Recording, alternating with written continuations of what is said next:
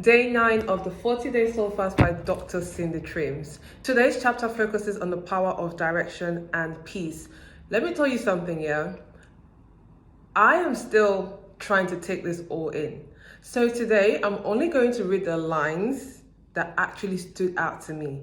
Between the lines, because I believe like this lines were so strong, and I'm still trying to sit with it, to be honest. Still trying to sit with it, take it in.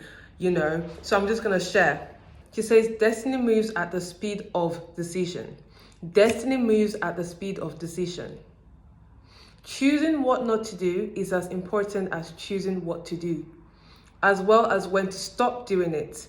Simply because a decision was the right answer in the past doesn't mean it's the right answer now.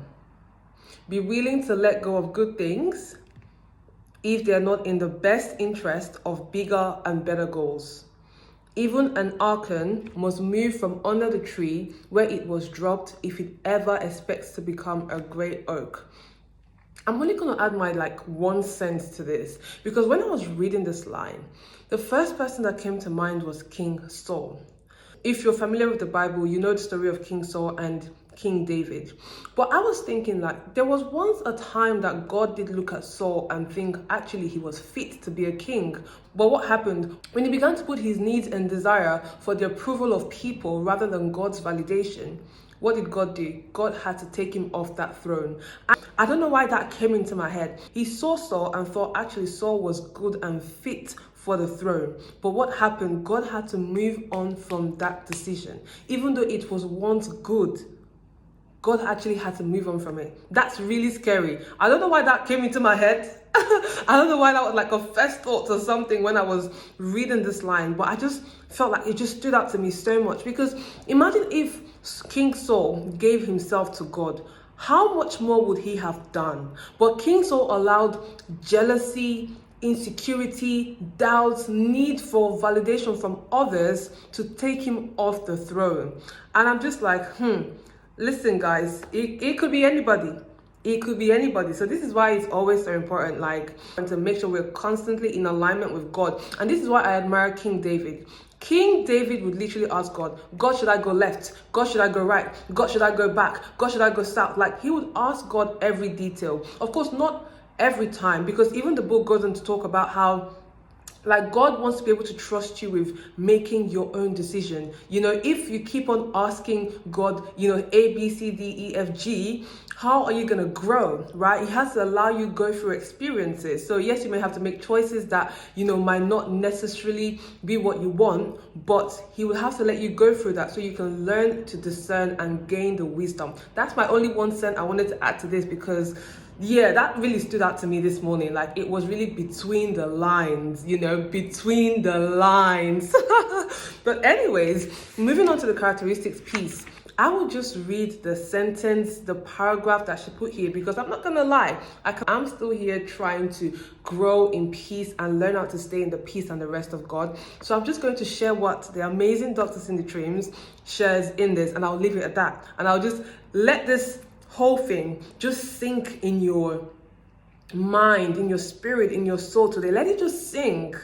Peace says, go placidly amid the noise and haste, and remember what peace there may be in silence, as far as possible without surrender. Be on good terms with all persons. Speak your truth quietly and clearly, and listen to others, even to the dull and the ignorant. They too have their story. Avoid loud and aggressive persons. They are vexations to the spirit. Beyond a wholesome discipline, be gentle with yourself.